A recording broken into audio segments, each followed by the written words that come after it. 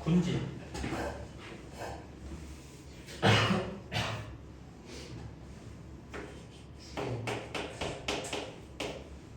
자, 이제 개체군에 대해서 정리했고 이번에 이제 군집에 대해서 정리를 하는 거예요.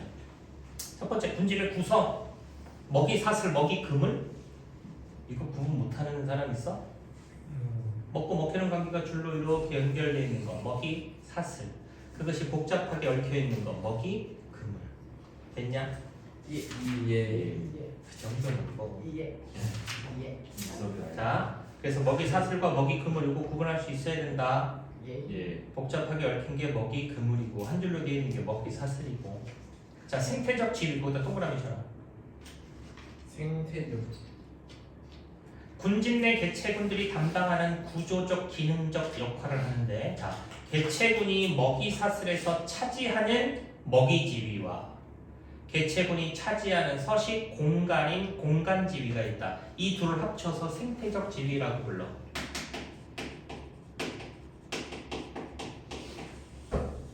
생태적 지위, 먹이 지위, 그 다음에 공간 지위, 이런 걸 합쳐서 생태적 지위라고 표현하는데 그 중에 하나가 여기 부분을 봐봐. 여기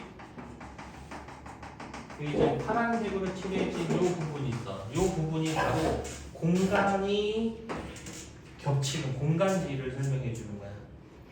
이 공간에는 얘도 살 수 있고 얘도 살 수 있다. 그래서 이들 사이에서 일어나는 상호작용을 이게 군집 내에서 일어나는 상호작용이라고 나중에 할 거고. 자, 그 다음에 먼저 그 생태적 지위라고 하는 거 꼭 기억해주고. 자, 군집에 층상구조가 있는데 층상구조.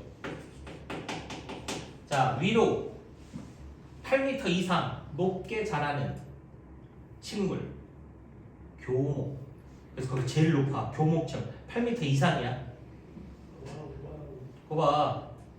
20m 이상까지도 쭉 이게 그보다 좀 작은 애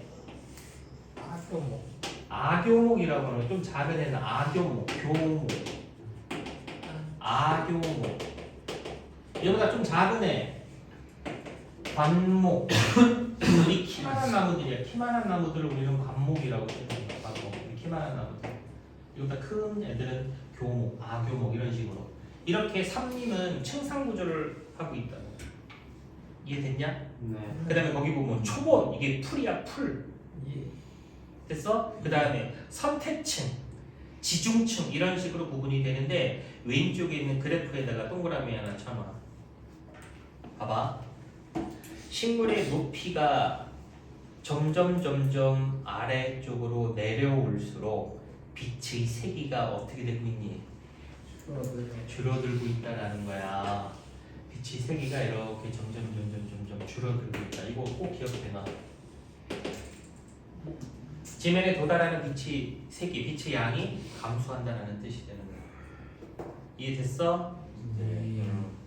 그래서 삼림 군집에서는 높이에 따라서 빛의 세기와 양이 다르기 때문에 각 식물마다 광합성과 호흡량이 달라지겠지. 그래서 이산화탄소의 농도와 O2의 농도가 이렇게 층상마다 조금씩 차이를 보인다.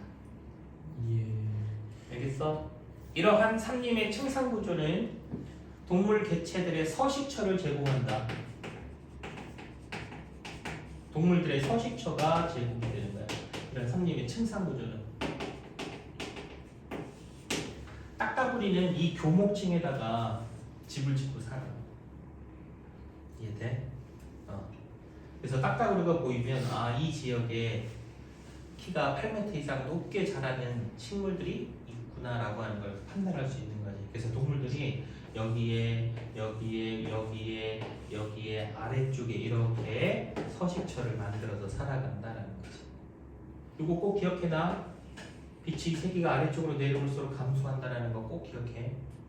그래프 꼭 나올 거야. 자, 그 다음에 군집의 종 구성. 무슨 말이냐? 이 군집을 대표하는 종이 있어. 그걸 우점종이라고 표현을 해. 자, 이 군집 대표종 우점종. 우점하고 있는 종이야. 그럼 이 그림에서 누가 우점종인 것 같니? A, B, C 중에 B. 왜 B라고 생각했어? 제일 많아요. 개체수가 가장 많고 서식, 면적도 가장 널리. 크기 때문에. 그래서 개체수, 서식 면적 이런 것들을 가지고 가장 크거나 많으면 그것을 우리는 우점종이라고 하는데 그 지역을 대표하는 종.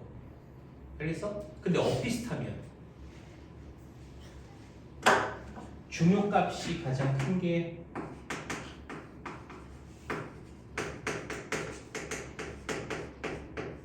그걸 우점종이라고 하는 거야. 중요도, 중요값. 무슨 소리냐? 중요도 뭐예요? 다가 어떤 숲이 있는데 이 숲의 우점종이 뭐냐라는 얘기를.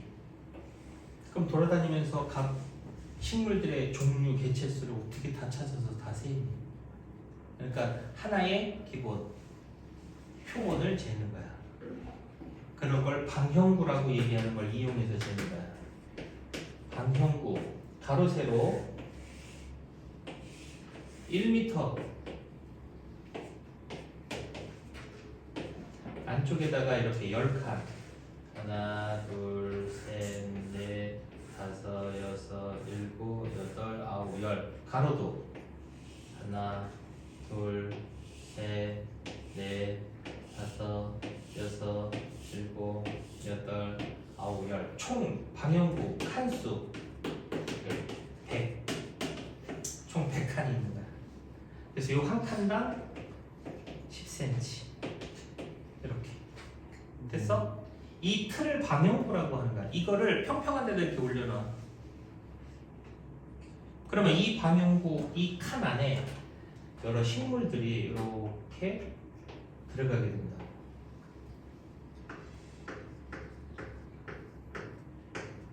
이런 식으로 여러 식물들이 이런 식으로 들어가는 거야. 말때 이해돼? 네. 그래서 세 종류의 식물이 요 방형구 안에 들어왔어. 질병이, 민들레, 토끼풀. 그러면 이 셋 중에 누가 우점종인지를 이제 찾아야 돼. 그러면 밀도라고 얘기하는 것을 생각을 해야 돼. 그럼 질병의 밀도, 민들레의 밀도, 토끼풀의 밀도를 어떻게 구하냐면 이 방형구 안에 드러난 개체수를 세면 되는 거야. 그래서 밀도, 질경의 밀도가 2, 민들레 밀도가 10, 토끼풀의 밀도가 8로 이렇게 요 칸 안에 들어있대. 방형구 안에. 이해됐어? 그러면 개체수가 민들레가 가장 많으니까 이 지역을 대표하는 게 민들레냐라는 거거든. 근데 이 밀도 하나 가지고 우점종을 구분할 수는 없어. 얼마만큼 그 개체가 나타나는지 빈도도 계산이 되어야 되는 거야. 그러면 전체 칸수가 몇 칸이라 그랬어? 100칸이라 그랬지. 100칸 안에 차지하고 있는 방형구의 숫자를 세는 거야. 얘는 2칸 안에 들어있고 얘는 100칸 중에 6칸이 들어있고 얘는 100칸 중에 8칸이 토끼풀이 들어있다는 거지. 그러니까 얘가 빈도가 좀 큰 거지. 얘보다 얘가. 얘는 개체수가 많은데 얘는 빈도가 좀 더 큰 거고. 자, 그 다음에 피도라고 얘기하는 것도 있어. 피도는 그 지역을 점유할 수 있는 면적을 피도라, 점유 면적. 근데 대부분이 피도는 이 계급으로 좀 많이 줘. 무슨 얘기냐면 방형구를 놓고 이 개체가 방형구를 덮고 있는 면적이 4분의 3 이상을 차지하고 있으면 이 계급이 가장 큰 5 이런 식으로. 그래서 4분의 3과 2분의 2 사이면은 4 뭐 이런 식으로.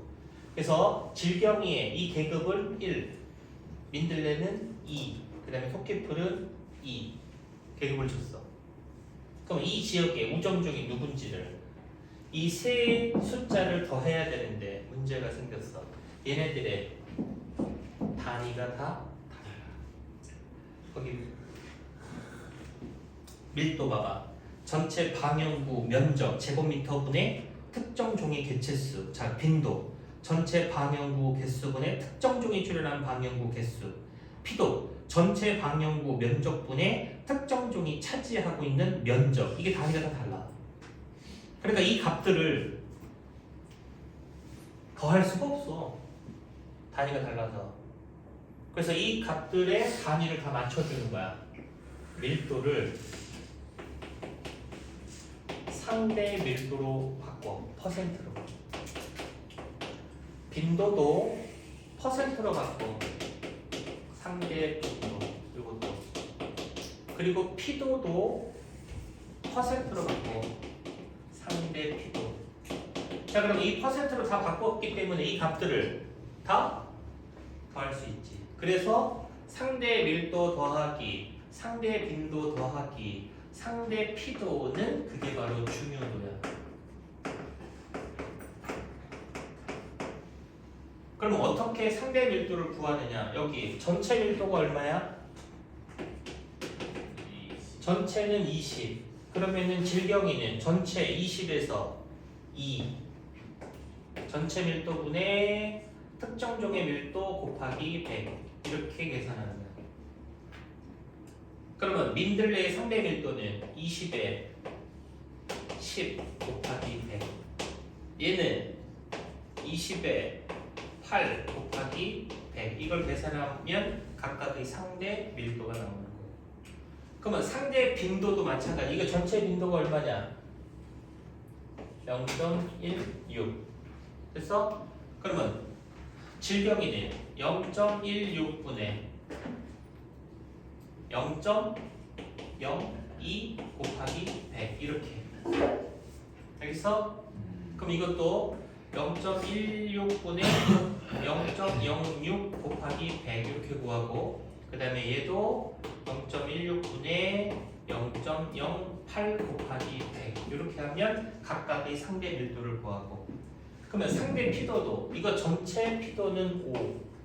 그래서 5분의 질경은 1 곱하기 100. 그 다음에 5분의 2 곱하기 100.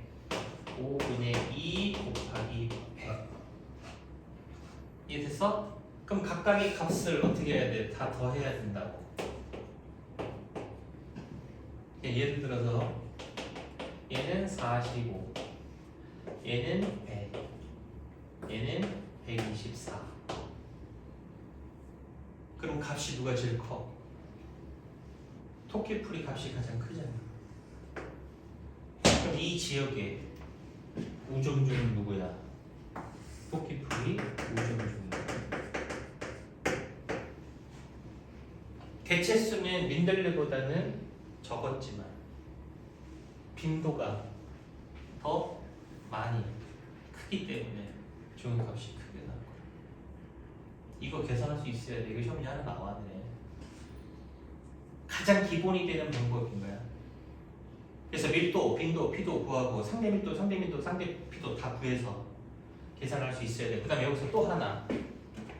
잘 봐. 이것들을 더하면 100이야. 난 알려줬어. 이것들 더하면 얼마라고? 100이라고.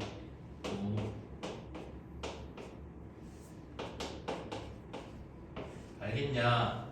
네. 그러니까 이거를 굳이 다 계산할 필요가 없이 이걸 하나를 안 줬단 말이야. 그럼 그 값은 100에서 이 값하고 이 값하고 빼주면 될 거 아니야. 야, 이 값을 구해라. 이 값이 얼마야? 전체가 100이지. 그럼 얘는 얼만데? 얘 전체가 100이잖아. 얘 얼마야? 20. 얘는 얼마야? 40. 그럼 얘는 얼마겠어? 40이겠지. 다 더하면 100이니까. 이렇게 세로로 더하면 전부 다 100이야. 가로로 더하는 건 뭐라고? 중요값을 구하는 거고. 그래서 중요값이 이 값이 가장 큰 것을 뭐라고 부른다? 우정중이라고 부른다. 그리고 이 그림에서 이런 식으로 낼 수도 있어. 화살표가 이 군집에서 이렇게 빠져나오고 군집 안으로 이렇게 들어가는 화살표가 있을 때 여기가 기역이고 여기가 니은이야. 기역은 생물들이 환경에 미치는 반작용인 거고 니은은 작용인 거야. 그래. 이해됐어? 우점종은 반작용에 가장 큰 영향을 준다.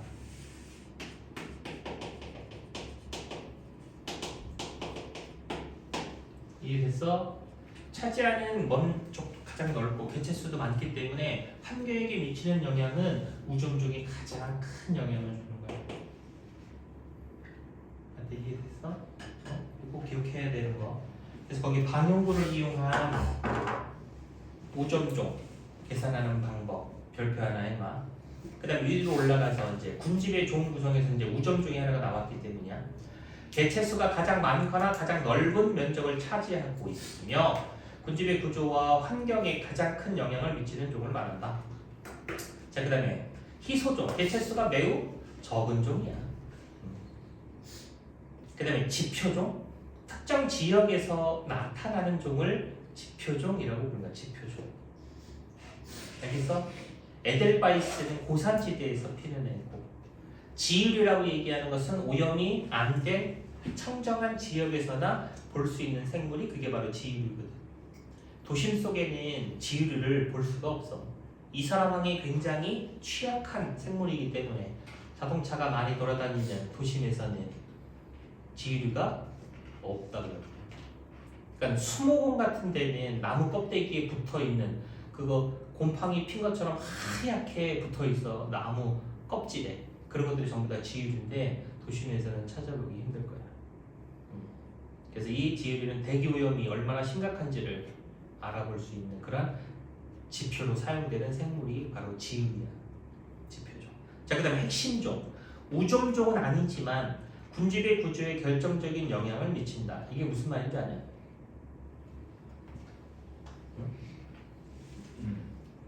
이게 무슨 말이야? 없으면 안 돼요. 개체수가 그렇게 많지가 않아. 근데 왜 그 군집의 구조에 큰 영향을 줄까? 없으면 갑자기 개체수가 늘어날 수 있다는 거. 니네 불가사리 알아? 네. 그 다음에 뭐 비버 뭐 이런 애들 알아? 수달 뭐 이런 애들? 네. 걔네들이 그 지역을 구조를 유지하는 데 영향을 주는 핵심종이라는 거야. 왜 핵심종일까? 만약에 불가사리가 사라지면 어떤 일이 벌어질 줄 알아? 조개가 금방. 따개비? 불가사리의 먹이 덩치가 증가하는데 방치고. 먹이가 있어 생물이. 그럼 걔네들 같은 경우 그 불가사리가 성게를 먹고 사는데 성게가 그런 것들을 다 먹어 치워버리는 거야. 왜? 포식자가 사라져버렸으니까. 그럼 그런 것들이 해조류를 다 먹어 치우면 그 해조류가 있는 그 지역의 생태계가 파괴가 된다고. 그러니까 불가사리가 존재하고 있어야 된다는 거야. 그래서 걔네들의 개체수를 조절해줘야 되는 거지. 해달 이런 것도 수달 이런 것도 다 마찬가지다라는 얘기거든. 그래서 그런 것들은 핵심종이라고 표현을 하는 거지. 없어서는 안 된다라는 얘기지. 자, 그 다음에 밑으로 내려가서 군집의 종류가 나와 있다. 수생군집과 육상군집. 수생군집 물에서, 즉 담수, 해수 이거 구분할 수 있지? 담수군집, 강, 뭐 호수 뭐 이런 거. 해수군집은 뭐 바다 이런 것들. 자, 근데 육상군집은 육상에 있는 이 군집은 누구의 영향을 받는다라고 되어 있니? 육상군집. 육상에서 만들어지는 군집은 기온, 강수량의 영향을 받는 데잖아. 온도가 너무 높아, 기온이. 비가 너무 많이 와. 그럼 어떤 군집이 발달하는 거냐면 열대우림 이런 것들이 발달해. 온도가 너무 높아. 근데 비가 거의 안 와. 그러면 사막이 발달하게 되는 거야. 온도가 너무 낮아. 강수량도 너무 적어. 그러면 툰드라 이런 것들이 발달하는 거야. 그러니까 육상에서 만들어지는 군집들은 기온 또는 강수량의 영향을 받는다는 거지. 이제 또 피곤하니까. 자, 그럼 봐봐. 그래서 기온과 강수량 차이에 따라서 삼림, 초원, 사막 이런 것들로 나눠질 수 있다라는 거. 됐어? 예. 그래서 열대우림, 온대림, 북부 침엽수림은 삼림, 그 다음에 열대초원, 사바나, 온대초원, 스텝 뭐 이런 것도 있고, 그 다음에 열대사막, 뭐 온대사막, 한대사막 이런 것들이 있다. 한대사막의 툰드라 이런 거. 그래서 육상 군집은 기온과 강수량 영향을 받는다 이런 거 기억해주고, 그 다음에 157페이지에 군집의 분포, 즉 생태 분포, 수평 분포, 수직 분포. 자, 수평 분포는 누가 영향을 준대? 위도에 따른 강수량이 영향을 받는 거야. 자, 그런데 수직 분포는 고도에 따른 온도에 영향을 받다. 수직 분포는. 자, 그럼 위도? 얘는 위도 알아? 저위도로 갈수록 추워요. 아, 더워요. 적도. 저위도로 갈수록 덥지. 네. 비도 많이 오면 더워요. 이게 위도가 낮고 강수량이 많으면 열대우림 이런 것들을 발달한다고. 네. 위도가 높아. 그럼 추워요. 고위도로 가는 거지. 네. 비가 안 와. 힘들어. 그럼 툰드라 이런 것들이 발달하게 되는 거야. 그래서 이렇게 수평 분포는 위도와 강수량의 영향을 받아서 나타난다는 거. 자, 수직 분포는 고도가 올라감에 따라서 온도에 영향을 받는 거야. 그러면 이렇게 고도가 올라갈수록 온도가 차이가 나기 때문에 각 단계에서 살아가는 식물의 군집의 구조가 달라진다는 거지. 근데 왜 여기는 강수량의 영향을 안 받아? 왜 강수량의 영향을 안 주니? 한 지역이로서 비가 위에서 내릴 거 아니야? 거의 그지? 그럼 여기나 강수량은 비슷하다는 거지. 고도가 올라감에 따라서 온도가 기온이 달라지기 때문에 이렇게 나타나는 형태가 달라지는 건 수직 분포. 그래서 위로 올라갈수록 관목들이 발달하는 거야. 관목. 키 작은 나무들이.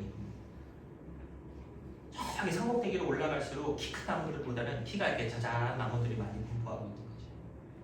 이해됐어? 그래서 이 두 가지 수평 분포와 수직 분포에 대한 그림이 오른쪽에 나와 있는 거. 됐냐? 그 다음에 이제 군집의 천이 이제 이것도 시험에 나오는 거지.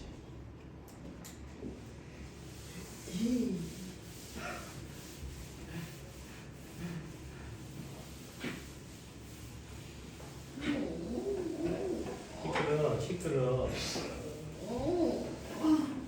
맞죠? 장민이 해줬어요.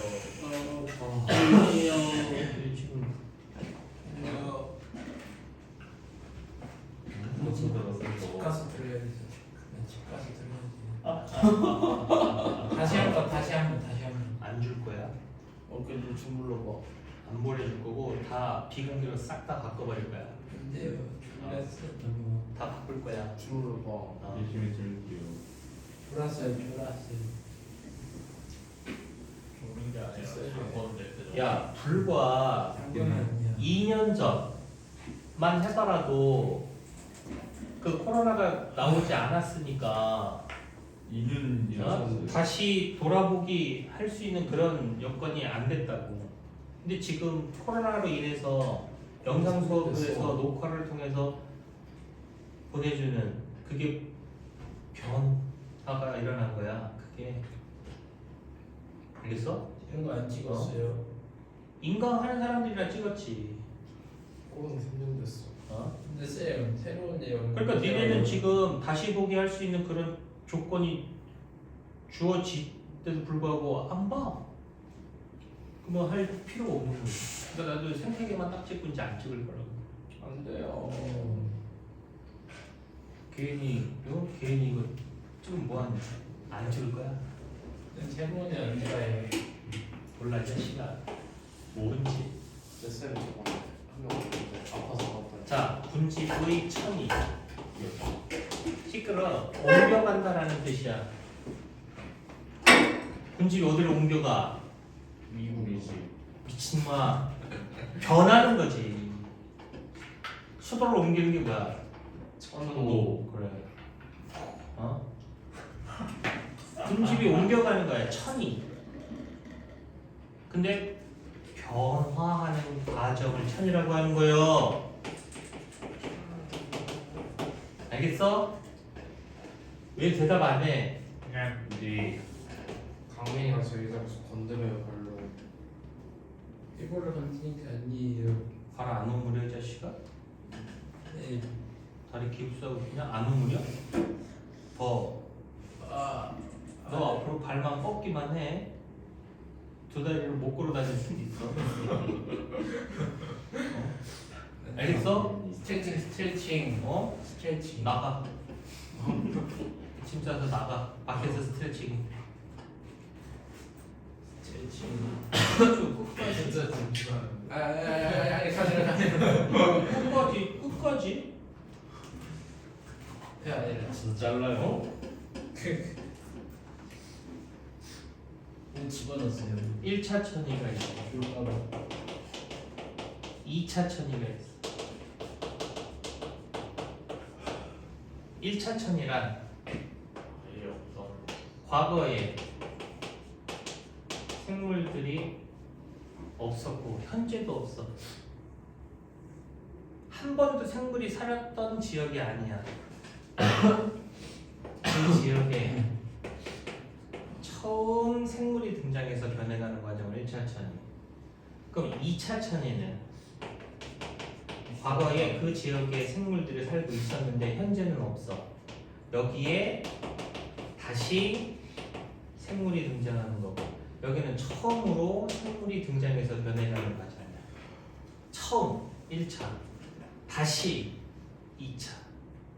그래서 1차 천의 과정은 크게 건성천이, 습성천이가 있고, 건성천이는 맨 땅에서부터 출발하는 거야. 맨 땅. 용암대지라고 해도 상관은 없어. 아무도 이 지역에는 살고 있지 않았다. 여기는 빈 영양호, 그냥 무릉덩이야. 그냥 아무것도 없어. 알겠어? 그럼 여기도 생물들이 없었고 여기도 생물들이 없었다. 그럼 그 지역에 생물이 어떻게 나타난다고? 처음 등장하는 거야. 그 처음 등장하는 그 생물을 개척자라고 불러. 그거 외워야 돼. 개척자. 개척자. 왜? 아니 개척자. 개척자 최고. 왜? 웃겨? 아 예수님이 암기하라고. 웃겨? 예. 뭐라고? 개척자요. 지으류. 예? 외워. 여기는 습생식물. 갈대. 이런 것들. 자, 이 지으류. 이기. 지으류는 봐. 너 다리 똑바로 안 앉아?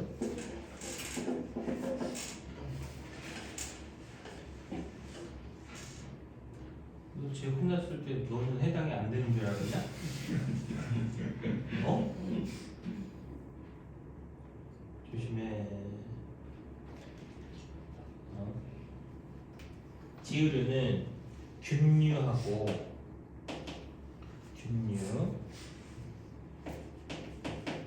그 다음에 조류가 새냐? 해조류야 얘. 아니.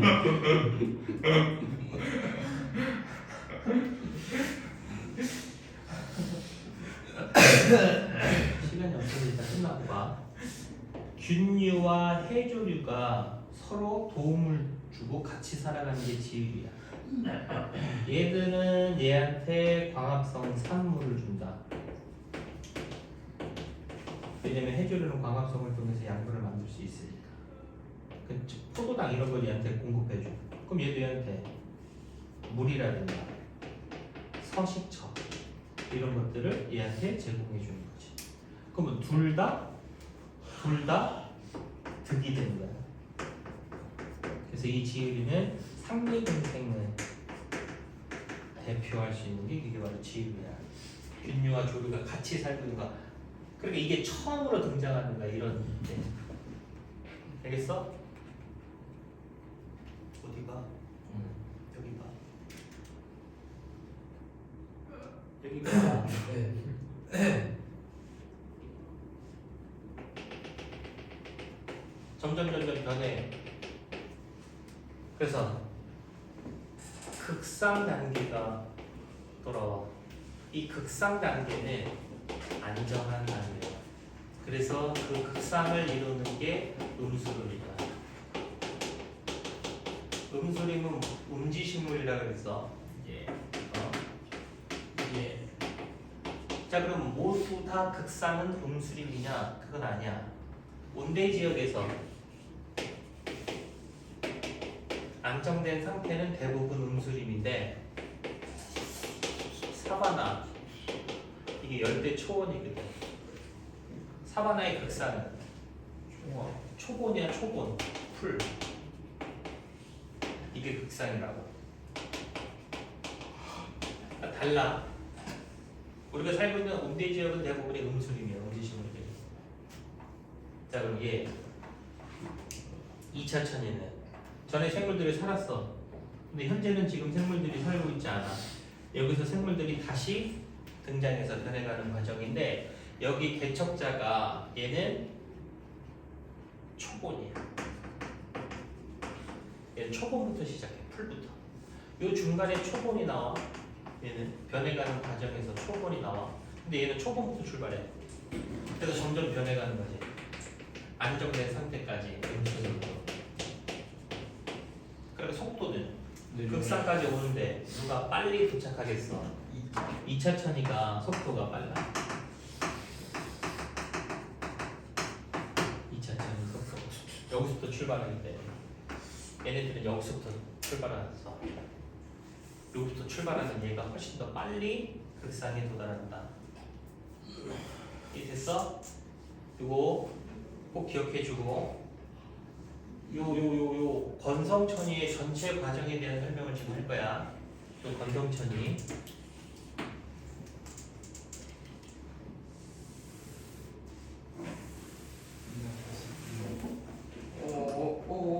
왜? 왜 안 봐? 맨땅 아무도 살고 있지 않았어. 그때 요 지유리가 이렇게 나타나는 거야. 지유리가 이제 맨땅을 덮고 그 다음에 요 전체를 적어볼까? 맨땅 그 다음에 지유리로 그 다음에 이끼들을 뭐라고 불러? 선태식물 이끼. 그 다음에 초본 그 다음에 관목 그 다음에 양수림 그 다음에 홍합림 그 다음에 용수림 이렇게 바뀌는 거야. 전체 과정.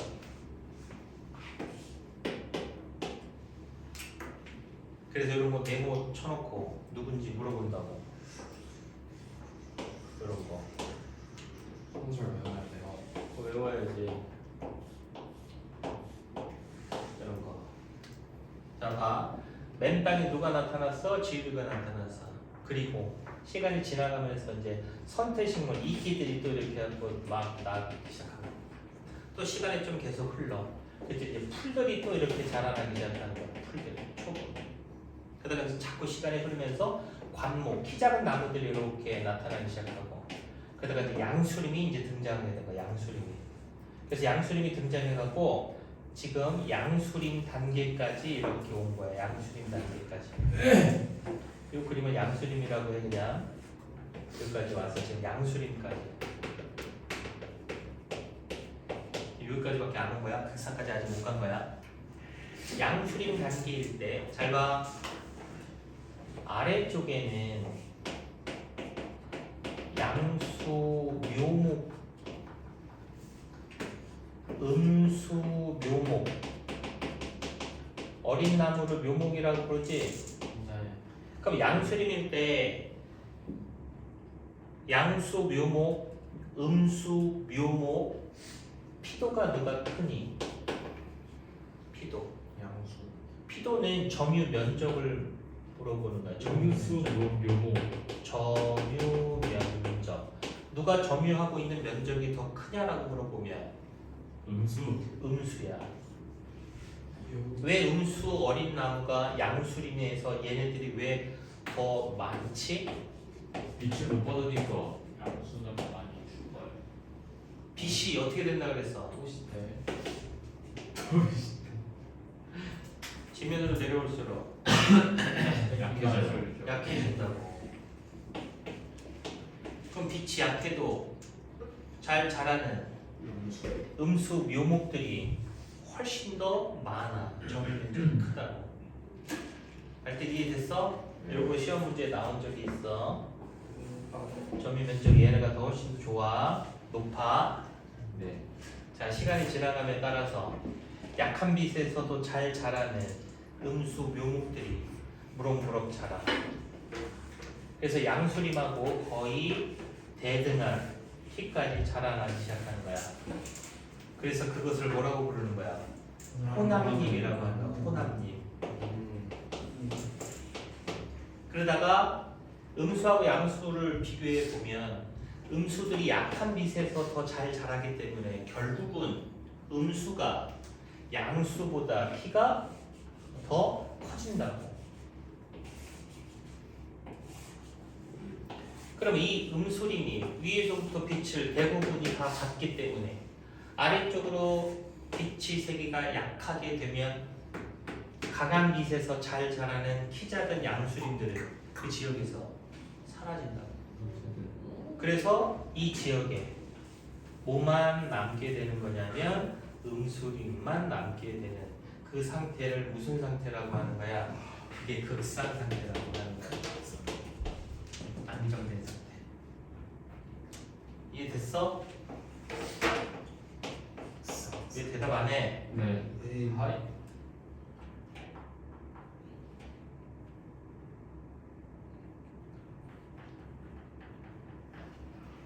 선생님 근데 그럼 저희 나라 산 같은 데는 니네 나라는 어느 나라냐? 저희 우리나라요. 어? 우리나라요.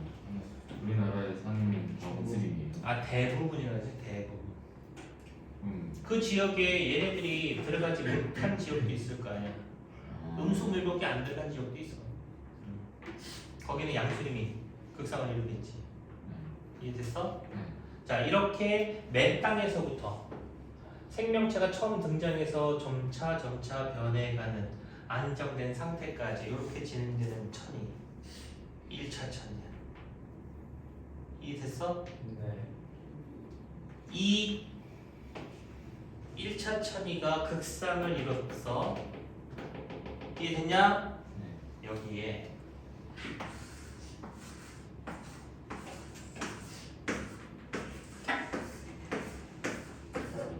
무슨 일이 일어났어? 산불. 산불이 일어났어.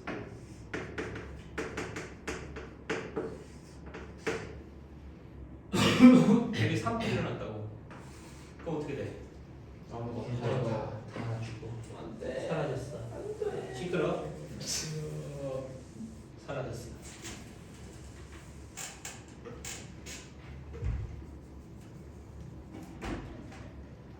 기존에 극상을 이루고 있었다가 산불이 나서 다 지금 사라져 버렸어. 자, 이 지역에 시간이 지나자 다시 생물이 등장했는데 그 생물이 그게 초본이야. 그리고 시간이 지나면 관목이 등장하고 그다음에 시간이 지나면 양수림이 되고 혼합림이 됐다. 음수림까지 이르는 거야.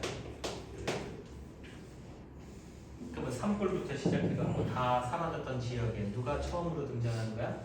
D 얘가 처음으로 등장하는 거야. 그래서 이 지역에 다시 등장한 개척자가 초보네. 그러면 이렇게 진행되는 게 1차 천이었고 이 지역에서 산불이 나서 다 사라지고 나서 풀이 등장하면서 음수림까지 이렇게 다시 이 지역이 이렇게 안정된 상태까지 도착한 거야. 그러면 이렇게 진행되는 천위를 무슨 천위라고 부르는 거야? 이걸 2차 천위라고 부르는 거야. 구분할 수 있겠어? 네. 그래서 이렇게 빈칸 해놓고 그게 어떠한 생명체가 들어가는지를 판단해서 1차 천위 과정인지 2차 천위 과정인지 이런 것들을 물어보는 시험 문제는 무조건 나올 거고. 그래서 거기에 1차 천위, 2차 천위 정리를 쭉 해놨지. 그래서 건성천위 그 네모 안에 들어가는 거 용암대지, 바위, 모래언덕. 자, 척박한 땅에 처음으로 누가 등장해? 지류. 자, 습성천위는 거기 빈 영양호가 이제 아무것도 없는 물 웅덩이야 그냥. 거기에 이제 유기물들이 축적이 돼서 부영양으로 바뀌고 거기에 습생식물이 등장하게 되는 거야. 습생식물. 알겠니? 그리고 나서 변해가는 과정이 처음부터는 또 똑같이 변해가는 과정이고 마지막 극상은 음술입니다. 물이 어떻게 초원이 돼요? 이제 흙이 자꾸 이제 거기를 메꾸는 거지 이제. 빈 웅덩이에 흙이 쓸려 와갖고 계속 메꿔지게 되는 거지. 그러면 그 맨 밑에 있는 빈출 자료 봐봐. 이거 무슨 천이야? 이건 지금 용암 대지부터 출발하는 거니까 건성천 1차 건성천이겠네. 그럼 A는 뭐 들어가? 지으류 지으류. B는 양수. 양수 관목. 그 다음에 양수리. C는 음수리. 그건 OX 1번. 건조한 곳에서 시작된 건성천이를 나타낸 거야? 맞아요. 오, 맞고. 2번. 가는 1차 천이고 나는 2차 천이야? 아니요. 아니 뭐가 산불이 났다는 얘기가 없잖아. 이 맞는 거예요? 그럼 맞지. 뭐가 맞아? 예? 야, 여기서 간다고 이게 2차냐? 여기에 산불이 나고 다 사라지고 나서 다시 시작돼서 변해가는 게 2차라니까. 이거는 지금 1차 천이잖아. 용암 대지부터 출발한. 그러니까 X. 아하 3번 A는 개척자인 지유류 맞네. 4번 B는 음수림, C는 양수림. 반대로 설명했네. X. 6번 나에서 천이가 진행될수록 지표면에 도달하는 빛의 양은 감소한다. 그렇다. 이 지역에서 천이에서 극상에 해당하는 단계는 B냐? C다. 자, 거기에 무슨 얘기가 나왔냐면 지면에 도달하는 빛의 양을 물어봤지. 자, 이거 풀들이잖아. 이해돼? 여기는 양수림이고 여기는 음수림이지. 그럼 지면에 도달하는 빛의 양이 이때가 가장 많고 이때는 뭐 중간이라고 하면 이때는 적다라는 거잖아. 이해됐어? 왜냐면 음수림은 음역이 발달되어 있기 때문에 지면에 도달하는 양은 이 둘을 비교했을 때 어디가 높아? 지면에 도달하는 양이 어디가 많어? 이 둘을 비교하면 얘가 많지, 얘가 적지. 양수림은 양역, 네 음수림은 음역, 넓게 펼쳐진 잎이 발달하니까 지면, 도달, 이쪽이 빛이 많고 이쪽이 빛이 적다. 가장 많은 건 여기겠지, 초본이겠지, 제일 많은 건. 그런 것도 빛이 지면에 도달한 양을 비교할 수도 있고.